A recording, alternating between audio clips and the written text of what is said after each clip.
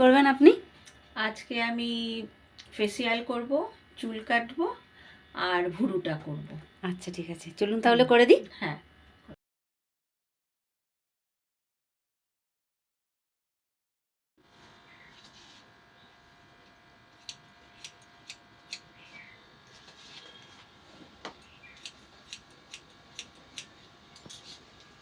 মানে ছোট করে দিলেও কোনো অসুবিধা নেই, বুঝতে পেরেছো?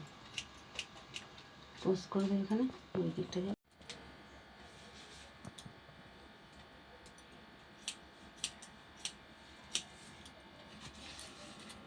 ছেড়ে দেওয়া।